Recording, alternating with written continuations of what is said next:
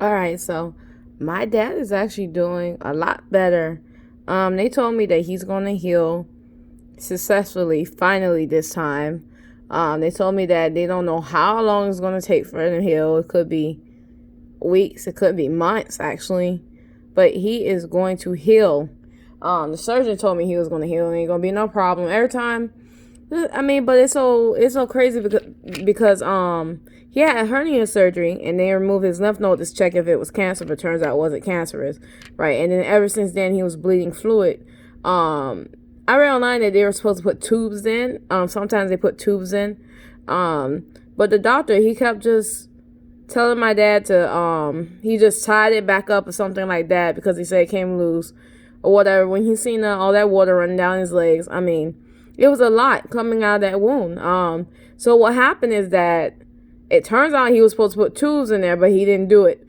And it's terrifying when they keep saying, oh, it's going to heal. Oh, it's going to heal right after surgery. Oh, don't worry about it. Oh, it's going to heal when it started bleeding and then you stitch up. And oh, it's going to heal after that if you stitch up. And it's like, and it didn't.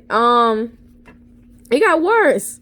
And they were afraid it might be an infection. But guess what? I had to change the bandage on it. I had to clean it with some type of like sterilized wipe. Actually, it came from out of the emergency kit. So that's what I had to do. I had to use emergency kit tape. I had to make sure that everything was like not touched by anything at all. I had to take a fresh piece of paper towel. I had to wash my hands. I had to put on gloves. Yeah, just for that. And it's crazy. So anyway, I pretty much did that, and so my dad had to go back to the guy. The guy's like, okay, so we're gonna get your doctor to withdraw some fluid. Draw some fluid, right? Okay, so don't see me anymore. That's what the surgeon said. Don't see me anymore, right? So my dad went to his primary doctor, and turns out he draw some fluid, but he could only get out a little bit, small amounts of fluid, right? So that wasn't even successful, right?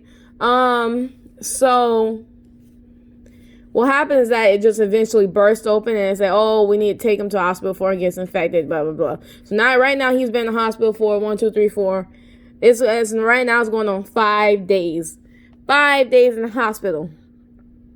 Worrying about this mess. And now they're saying that he's going to get better. He's going to get better soon. They have him hooked up to like a new machine that actually makes sure that hooks up to him, that draws the fluid out of his body. They're keeping it clean. They say they don't want to get infected because if it gets infected, we are in trouble, which means that it could have got easily infected in the room, pretty much, for anything, for any reason.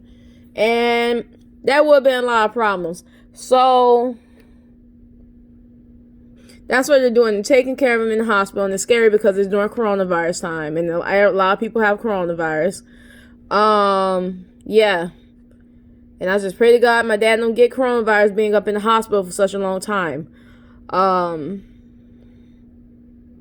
So, yeah, they say it's going to heal.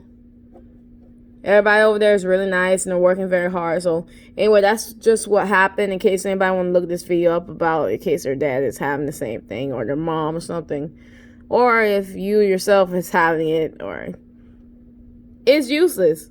They say to check for cancer, but honestly, I know for a fact that when they take out the hernia, they would have been able to see if the lymph node was cancerous or not. They would have been able to see that because the lymph node would have went down. The only reason why the lymph node was up was because of the hernia and he was in a lot of pain. So anyway, yeah, and then he had complications from it with a lot of fluid buildup. So anyway, guys, bye.